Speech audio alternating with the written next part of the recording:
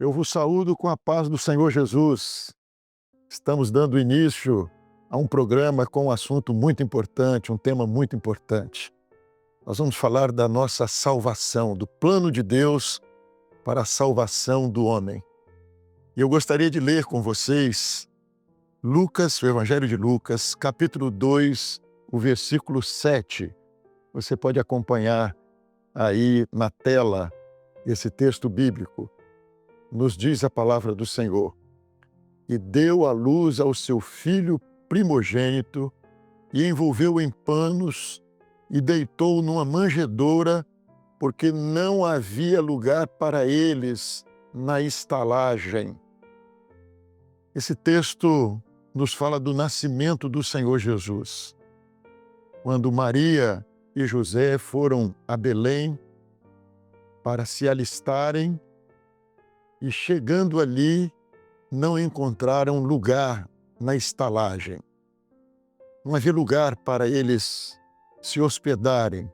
E quando nós pensamos em estalagem, muitas vezes, por causa dos dias atuais, a gente fica imaginando um hotel, mas não havia hotel naquela ocasião, no tempo de Jesus. O que havia era locais nas casas reservados para receberem as pessoas, os convidados. Seria um quarto de hóspede. E Jesus estando ali era o lugar dos seus antepassados, era o lugar da profecia, Belém, onde Jesus deveria nascer, e eles estavam ali procurando um lugar, uma mulher grávida, já nos dias de dar à luz, e não havia lugar. E Jesus acabou nascendo e sendo colocado numa manjedoura, não tinha lugar para ele. E isso nos fala de uma grande verdade. Isaías, no capítulo 53 do profeta Isaías, ele já tinha profetizado a respeito do Senhor Jesus, dizendo que ele seria o mais indigno entre os homens, homens de dor. Não víamos nele beleza alguma para que o desejássemos. Então, já era profético essa condição de Jesus. E nós vamos ver isso durante toda a vida de Jesus. Jesus foi aquele que foi rejeitado. No final da sua vida, nós vamos ver uma multidão gritando: crucifica-o, crucifica-o.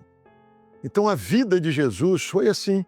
Ele fez milagres, operou sinais maravilhosos, curou cegos, paralíticos, ressuscitou mortos, palavras maravilhosas como o Sermão da Montanha e tantas outras mensagens. E alguns creram nele, mas o que mais se viu foi a rejeição do Senhor Jesus. Não criam nele. E nesse texto nos fala que isso começa desde o seu nascimento. Quando ele foi nascer, não havia lugar para ele nascer. E certamente aquela mãe, aquele pai procuraram em muitos lugares. Podemos nos hospedar, vocês podem nos receber. Olha, ela está para dar à luz. Está na hora da criança nascer, mas o que eles ouviam foi muito: sinto muito, eu não posso. Talvez as casas estivessem cheias, porque havia um censo e as pessoas foram convocadas para voltar à sua cidade de origem. Então todo mundo podia ter uma desculpa: olha, hoje eu não posso, eu não tenho condição, já está ocupado, já tem gente, a casa está cheia, eu não posso receber. E assim aquela mãe teve de conceber o seu filho, teve de ver o seu filho nascer e colocá-lo numa manjedoura, simplesmente porque, como diz o texto bíblico, não havia lugar para ele. Mas, durante a vida de Jesus, nós vemos que por onde Jesus passava, muitas vezes as multidões se reuniam, muitas vezes ele foi aplaudido, mas não havia lugar para ele, a verdade é essa. E não havia lugar para ele nos corações. Lá em Apocalipse tem um versículo bíblico que fala a respeito do Senhor Jesus e que está muito ligado a isso que aconteceu ali. Eis que eu estou à porta e bato. Se alguém ouvir a minha voz e abrir, eu entrarei em sua casa. Aqui era Maria que estava batendo a porta no desejo que o filho dela pudesse nascer de maneira digna dentro de alguma casa. Mas não havia lugar, não havia lugar. E hoje isso é uma verdade também. As pessoas até têm a sua desculpa. Não são pessoas más, é o homem. Mas a casa geralmente está ocupada. Não tem lugar. E a desculpa existe. Quem sabe num outro momento, quem sabe no outro dia, numa outra oportunidade. E Jesus está batendo a porta, ele quer entrar. E já imaginaram que coisa gloriosa? Quem estava nascendo ali era o Filho de Deus. É esse Deus que nos amou, e o Filho dele deixa a sua glória, onde era servido por toda sorte de seres celestiais. É o Senhor dos senhores, é o Criador de todas as coisas, porque a palavra de Deus nos diz que todas as coisas foram feitas por Jesus. É o Verbo de Deus, é aquele que estava no princípio com Deus, e com Deus, com o Pai e com o Espírito Santo, todas as coisas foram feitas por Ele, diz a palavra de Deus. Ele deixa a sua glória e ele se faz homem. Aquela criança que estava para nascer é o Verbo encarnado, é o Filho de Deus que se fez homem. E vocês imaginam se fosse o filho de um rei terreno, um príncipe que tivesse para nascer, qualquer casa abriria a porta. O filho de uma autoridade, o filho de um homem rico, as portas se abririam. Olha, tem aqui alguém, mas nós vamos arrumar um lugar.